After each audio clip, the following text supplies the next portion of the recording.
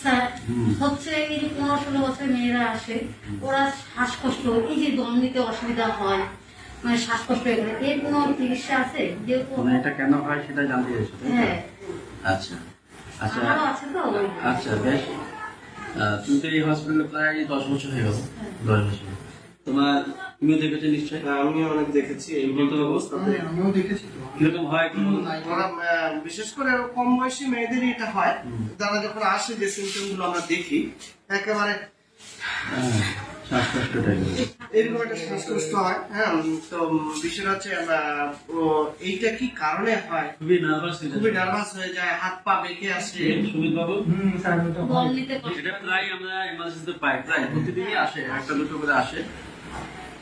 আচ্ছা, এটা আমি বলি, এটা বেসিক্যালি নার্ভেরই সমস্যা, কিন্তু ব্রেনের সমস্যা নয়। কিরকম ভাবে? অল্প বয়সী মহিলাদের বেশি হয়, মেয়েদেরই বেশি হয়, ছেলেদের কম হয়। ছেলেদের হয় না বলছি না, হয়, কিন্তু ছেলেদের কম, মেয়েদের বেশি। সেটা কেন সেটা বলছি পরে। তো এখন ব্যাপারটা হচ্ছে এটা কিভাবে হচ্ছে, কেন হচ্ছে।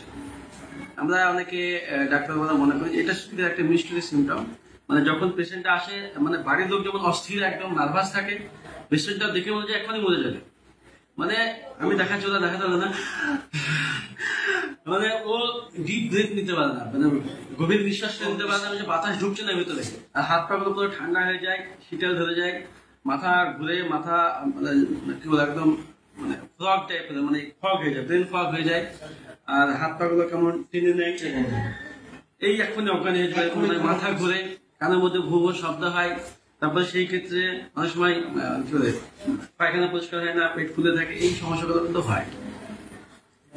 তো এই সিমটম গুলো দেখলে মানে আমরা প্রথমেই সাইকিয়াট্রিক সমস্যা বলে একটা হয়তো ইমিডিয়েট একটা নেবুলাইজেশন দিয়ে আদার্স যা ওষুধপত্র স্যালাইন করে দেওয়া করেছে, বুকে টিপা, পিঠে টিপা, এইসব গুলো করি, হাত পা তলা যদি করে, কিন্তু এটা কিন্তু ট্রিটমেন্ট নয়। বেসিক্যালি এটা কেন হয়? এটা হয় ভেগাস নার্ভ, আদার্স যদি অ্যাসোসিয়েটেড বিভিন্ন নার্ভ আছে, ফেনেক নার্ভ, তারপর স্পাইন থেকে যে সমস্ত নার্ভগুলো বেরোচ্ছে সেই সমস্ত নার্ভ, এবং বা আমাদের ক্রেনিয়াল নার্ভ বা পেরিফেরাল নার্ভ, যদি নার্ভে কোনো ইনফ্লামেশন হয়, সেটা কোনো ইঞ্জুরি থেকে হতে পারে। ইঞ্জুরি মানে ইন্টারনাল ইঞ্জুরি, সেটা বিভিন্ন টক্সিক হেভি মেটাল, মার্কারি, বিশেষ করে এক্ষেত্রে মার্কারি, অ্যালুমিনিয়াম, কপার, নিকেল, এইগুলা।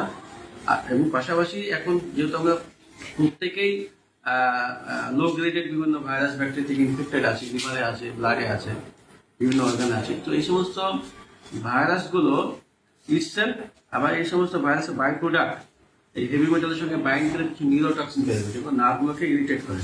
সমাজ এটা নার্ভ, হ্যাঁ, আর এইটা হলো একটা নিউরোটক্সিন দিয়ে একে, যেমন এখানে একটা পিঁপড়ে কামড়ালে কি প্রথমে জায়গাটা লাগবে, তারপর আস্তে আস্তে ফুলে যাবে, লাল হবে, তারপর জায়গাটা কি হবে, ফুলে মানে কিছুক্ষণ অবশ বা অসহায় থাকবে। পিঁপড়ে কামড়ালে যেরকম হয়, ঠিক সেইভাবে মনে করো অসংখ্য কোটি কোটি পিঁপড়া তোমার বিভিন্ন নার্ভে কামড়াচ্ছে, তাহলে কি হবে? সেম হবে জিনিসটা, নার্ভগুলো কি হবে, সুয়েলিং হবে, নার্ভের মধ্যে প্রপার কন্ডাকশন হবে না, নার্ভ কন্ডাকশন প্রপার হবে না, তারপরে নার্ভের যে কভারিং থাকে মাইলিন, সেটা ড্যামেজ হয়ে যাবে। বিভিন্ন নার্ভ ড্যামেজ হওয়ার জন্য হাইপার সেন্সিটিভ থাকে, মানে নার্ভ কন্ডাকশনটা এত বেশি স্মুথ, মানে যেহেতু মাইলিন কেটে গেছে, ডিজেশন হয়ে গেছে বলে ওই সমস্ত নার্ভ হাইপার সেন্সিটিভ থাকে। অল্প কিছু ট্রিগার ফ্যাক্টর পেলেই, যে সমস্ত ট্রিগার ফ্যাক্টর গুলো ওই ভাইরাস গুলোকে বা হেভি মেটাল কিন্তু দেহের মধ্যে ঢুকে বা ভাইরাস গুলোকে বৃদ্ধি করে, সঙ্গে সঙ্গে কিন্তু ওই পেশেন্টের নার্ভের স্টিমুলেশন চালু হয়ে যাবে। এবং এই বিভিন্ন ভেগাস নার্ভ, যেখানে যেখানে আমাদের ভেগাস নার্ভ সাপ্লাই আছে ফুসফুসে, আমাদের পেটের নাড়িতে আছে, হার্টে আছে, তো ইন্টারনাল সাপ্লাই, মানে কি হয়, ওই নার্ভটা অত্যধিক উত্তেজিত হয়ে গেলে তখন ব্রঙ্কিয়াল কনস্ট্রিকশন হয়, তখন নিঃশ্বাস ঢুকাতে পারে না, নিঃশ্বাস ঢুকতে না, আর সেই পেশেন্ট আবার কনস্টিপেশনও থাকতে পারে, যেহেতু পেস্টোয়াইটিক মুভমেন্ট, আবার পেটের মধ্যে যে নার্ভের যে সাপ্লাই ভেগাস নার্ভ সেটা না থাকে, মানে দুর্বল থাকার জন্য ডাইজেস্টিভ প্রবলেম হতে পারে। আবার তোমার ডায়াফ্রামটা, সেনিক নার্ভ ইনফ্লামেশন হলে ডায়াফ্রামের প্রচন্ড কন্ট্রাকশন হবে, তখন হেঁচকি হবে, প্রচন্ড হেঁচকি হয় অনেকে। আবার তোমার যদি হার্টে যদি যে ভেগাস নার্ভ সাপ্লাই সেইটা যদি হয়, তাহলে সেক্ষেত্রে প্রচন্ড প্যালপিটেশন হবে, বুক ধরপড় করবে। এবার ফ্রেনিক নার্ভ মানে আদার্স নার্ভ, মানে পেরিফেরাল নার্ভ, হাত পায়ে নার্ভে যদি সমস্যা হয়, নার্ভের ইনফ্লেম হয়, সেক্ষেত্রে নার্ভগুলো প্রচন্ড পরিমাণে স্প্যাজম হওয়ার জন্য মাসল কন্ট্রাকশন হবে, শিরাগুলো, ভেনগুলো, আর্টারিগুলো কনস্ট্রিকশন হয়ে যাওয়ার ফলে হাত পাগুলো সাপ্লাই হাত পা ঠান্ডা হয়ে যায়। মানে এই জিনিসগুলো একের পর এক আসছে। গোড়াটা কিন্তু ক্রেনিয়াল নার্ভ বা পেরিফেরাল নার্ভের ওই নিউরোটক্সিনে ড্যামেজ হওয়ার জন্য। তো নিউরোটক্সিন কি, এই বিভিন্ন stem virus, single virus, HSV6 virus, others বিভিন্ন ভাইরাস যেগুলো আমাদের বডিতে, লিভারে বা লিম্ফ্যাটিক সিস্টেমে, ব্লাডে আছে, আমরা বুঝতে পারছি না, সিমটম বিশেষ কিছু নেই কিন্তু লো গ্রেডের আছে। যেমন এখন করোনা হচ্ছে, করোনার জন্য কি আমরা সবার সিমটম থাকছে না, অনেকে থাকছে না, সিমটম থাকছে না, কিন্তু তার অসুখ আছে, জীবাণু আছে। সেরকম ভাবে কিছু কিছু ভাইরাস যেগুলো আমরা জন্ম থেকে বহুদিন থেকে পাচ্ছি, আমাদের পিতামাতাদের ছিল, সেরকম ভাইরাস আমাদের প্রত্যেকটা লোকের দেহের মধ্যেই আছে, থাকবেই, যেগুলো কোনো ট্রিগার ফ্যাক্টর পেলে সঙ্গে সঙ্গে কিন্তু সিমটম চালু হয়ে যাবে। হ্যাঁ, ওই ধরো সাপোজ কোনো ব্যক্তি রেস্টুরেন্টে খেতে গেছে, একটু হয়তো তেলে ভাজা জিনিস বা MSG কন্টেনিং অ্যাসপার্টেম এসব জিনিস বেশি খেয়েছে, বা বাড়িতে কোনো ইমোশন, প্রচন্ড টেনশন, ঝামেলা এরকম হয়েছে, বা এমন কিছু হয়েছে যেগুলো জন্য তার ব্লাডে এপিনেফ্রিন লেভেলটা বেড়ে গেছে, অথবা তার ওই ভাইরাসটা বৃদ্ধি পেয়ে গেছে, অথবা বেশি পরিমাণে টক্সিনটা জমেছে, এমন যে কোনো জিনিস যদি তার দেহের মধ্যে ঢুকে, ইমোশনে হোক বা ফিজিক্যালি হোক, তাহলে তার নার্ভের স্টিমুলেশনটা আরো বেশি হবে। যেহেতু অলরেডি নার্ভটা হাইপার সেন্সিটিভ আছে, অল্প কিছু ট্রিগার ফ্যাক্টর গেলে সঙ্গে সঙ্গে ওই নার্ভটা অত্যাধিক উত্তেজিত হয়ে গেলে তখন মানে ইরেগুলার কন্ডাকশনের জন্য তখন এই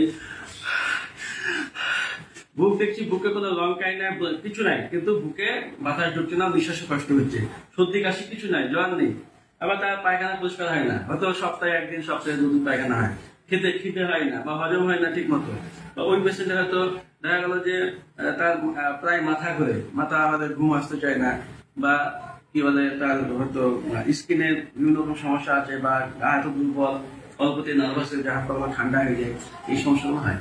তো বেসিক্যালি এটা আমরা মানসিক সমস্যা মনে করি, মানসিক সমস্যা নাই, এটা একটা ফিজিওলজিক্যাল সমস্যা, একটা ফিজিওলজিক্যাল প্যাথোলজি আছে, যেখানে বিভিন্ন মাইক্রোবস, তার সঙ্গে মাইক্রোবিয়াল বিভিন্ন বাই প্রোডাক্ট আমাদের দেহের কন্টিনিউ ব্লাডের মধ্যে দিয়ে কন্টিনিউ এক্সপোজার, প্লাস্টিক হোক, জল হোক, খাবার হোক, বিভিন্ন রকম জিনিসপত্র যে এক্সপোজার হচ্ছে বিভিন্ন বিষ হোক, এই সমস্ত হেভি মেটাল আমার ব্লাডে বা লিভারে যদি চলে আসে, ওই ট্রিগারিং ফ্যাক্টর হিসেবে কাজ করে, তখন বিভিন্ন নার্ভকে উত্তেজিত করবে।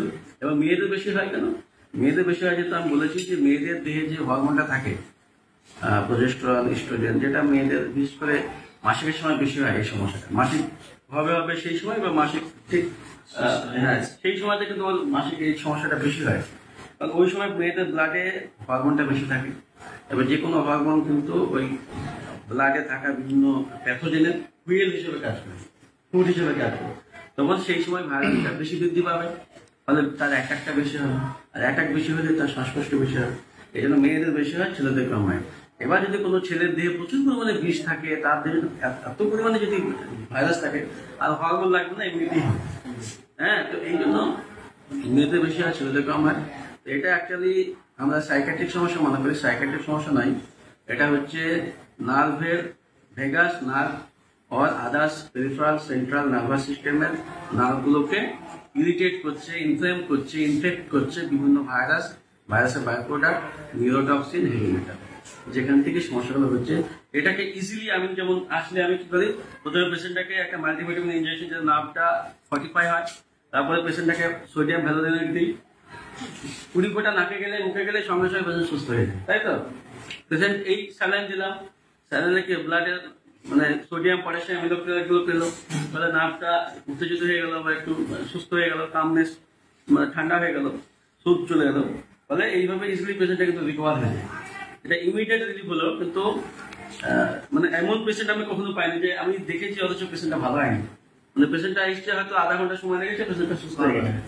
তো এমন এই কেসগুলো ক্রনিক ম্যানেজমেন্ট কি, এই পেশেন্টটাকে দেহ থেকে বিষগুলা বা যে জীবাণুগুলো আসে সেগুলোকে সাবসাইড করে বের করবে।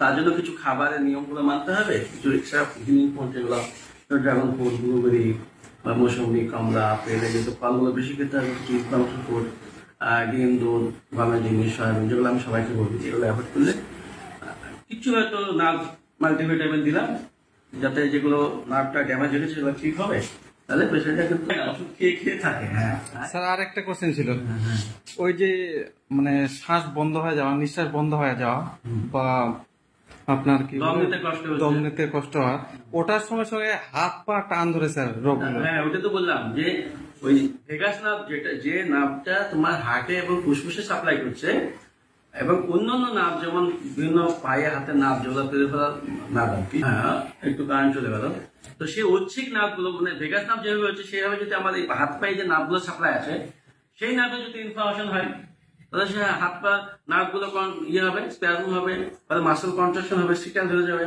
এবার ওই নার্ভগুলো তো ওই বিভিন্ন ভেনে আর্টারি তো সাপ্লাই আছে, ভেন আর্টারিগুলো স্প্যাজম হবে, কন্ট্রাকশন হবে, তখন ওই আর্টারিগুলো কুচকে যাবে, ফলে রক্ত সাপ্লাই কমে যাবে, রক্ত সাপ্লাই কমে গেলে হাত পাগুলো ঠান্ডা হয়ে যাবে, বুঝছো? এবার এই পেশেন্টকে নার্ভটাকে ঠিক করলে সঙ্গে সঙ্গে কিন্তু পেশেন্ট সুস্থ হয়ে যাবে। স্যার এগুলো কি অ্যালার্জির মধ্যে পড়ে না? এই পেশেন্টের যদি আবার এই যেহেতু পেশেন্টের সমস্যা মানে লিভার এবং কনজেস্টেড স্লাগিস স্ট্যাগনেন্ট লিভার থেকে হচ্ছে, ফলে এই পেশেন্টের অ্যালার্জিও থাকবে, এই পেশেন্টের আবার তোমার মাথা ব্যথাও থাকবে, মাইগ্রেনের সমস্যাও থাকবে, এই পেশেন্টের আবার চুল পড়ার সমস্যাও থাকবে, এই পেশেন্টের আবার চোখে কালি বা জিভে কালো ভাব এটাও থাকতে পারে, এই পেশেন্টের আবার রাত্রে ঘুম আসতেও সমস্যা হবে, এই পেশেন্টের আবার কনসেন্ট্রেশন অভাব হবে, মানে কোনো কাজ স্থিরভাবে করতে পারবে না, এই পেশেন্ট আবার কি বলে মানে রাত্রেবেলা শুয়ে থাকবে, পায়ের পাতাগুলো জ্বলবে বা এই মাংসপেশিগুলো কম্পন করবে, যন্ত্রণা দেবে, তারপরে পায়খানার সমস্যা হবে, গ্যাসের সমস্যা হবে, হজমের সমস্যা হবে, ইরিটেবিলিটি মানে মেন্টাল সুইং মানে মুড সুইংটা ইজিলি এখন ভালো তখন এরকম হবে, এই পেশেন্টের আবার কি বলে মানে মেজাজ খুব হিট হবে, এই নানা রকম সমস্যা থাকবে না। আমাদের নার্ভগুলো হাইপার সেন্সিটিভ হলে ওভার স্টিমুলেটেড হলে যা যা হয় মানে ব্লাড ডেন্স হয়ে গেলে, ব্লাডে লিভার কনজেস্টেড হয়ে গেলে বিভিন্ন ভাইরাস টক্সিন থেকে যা হওয়ার কথা সবগুলোই হবে। তো আমরা এটা দেখতে পাচ্ছি ইমার্জেন্সি পেশেন্টে প্রচুর, এখন ইদানিং কমেছে, এখন বিভিন্ন মিশন বন্ধ বলে, তখন প্রতিদিন 3-4টা করে শ্বাসকষ্ট আসে। তো আজকে আমি এই জিনিসটা শেয়ার করলাম যাতে যদি স্পাইন থেকে যে নার্ভগুলো সাপ্লাই থাকছে বা ট্রেনিক নার্ভ, ভেগাস নার্ভে বেশি হয় বেসিক্যালি। এক্ষেত্রে কি কি খাওয়া আমাদের অ্যাভয়েড করাই ভালো, যে খাওয়াগুলো অ্যাভয়েড বেসিক্যালি ইনফ্লামেটরি ফুড যেগুলো ভাইরাসকে ফুয়েল হিসেবে কাজ করে বা ফিডিং করে, বা ওই সমস্ত বিষ যেগুলো বেশি বেশি দেহের মধ্যে ঢুকছে যে সমস্ত জায়গা থেকে, সেগুলো অ্যাভয়েড করতে হবে। যেমন ধরো ডিম 1 নম্বর ফুড, তারপর দুধের মধ্যে যে প্রোটিন আছে, ফ্যাট আছে সেটা, ওটা দুধ বাদ দিতে, দুধের কোনো প্রোডাক্টই বাদ দিতে হবে। তারপরে তোমার হচ্ছে গমের গ্লুটেন থাকে যেগুলো, গম বাদ দিতে হবে, সয়াবিন বাদ দিতে হবে, ইনফ্লামেটরি ফুড যেগুলো জিএমও তেল সেগুলো বাদ দিতে হবে। তারপরে তোমার হচ্ছে ভুট্টা, সয়াবিন, সাদা তেল, চিনি এগুলো অ্যাভয়েড করতে হবে। হিলিক ফুড বলতে নার্ভকে ফর্টিফাইং করে বিভিন্ন যেমন ব্লুবেরি আছে, ড্রাগন ফ্রুট আছে, কলা আছে, কলা হচ্ছে প্রচন্ড অ্যান্টিভাইরাল, বিভিন্ন আপেল, মৌসুমি, কমলা এগুলো কিন্তু খেলে পেশেন্টটা ভালো থাকবে। এবং নার্ভের কন্ডাকশন যাতে ঠিক হয় বা যেগুলো ডিমাইলেশন হয়ে গেছে সেগুলোকে ঠিক করার জন্য কিছু মাল্টিভিটামিন B1, B2 বা আদার যে সমস্ত ভিটামিনগুলো আছে সেগুলো দিলাম, সে খেলে পেশেন্টটা সুস্থ হয়ে যাবে। আর হচ্ছে ওই টক্সিনটাকে আর নার্ভটাকে নিউরোটক্সিনটাকে বের করার জন্য যা যা প্রক্রিয়া আছে সেগুলো মানতে হবে। লিভারকে ঠিক রাখতে হবে, লেবু জলটা বেশি বেশি খেতে হবে, এই মোটামুটি খাবার নিয়ে মানে কিছু ওষুধ লাগবে সামনে। তো এটা কিন্তু আমাদের আগে এত ছিল না, এখন যত দিন যাচ্ছে আস্তে আস্তে বাড়ছে। তো আমি সকলকে জানানোর সাথে এটাই বলতে চাই যে আপনারা এই সমস্যা নিয়ে যেমন দুশ্চিন্তায় থাকেন, সেই দুশ্চিন্তা কমানোর সাথে আমি আসল তথ্যটা শেয়ার করলাম যাতে সবাই সঠিক তথ্যের ভিত্তিতে আপনাদের বাড়িতে ছেলেমেয়েরা যারা অল্প বয়সী এই আমি যে অ্যাডভাইস দিলাম সেভাবে চালানোর চেষ্টা করেন, দেখবেন ইনশাআল্লাহ।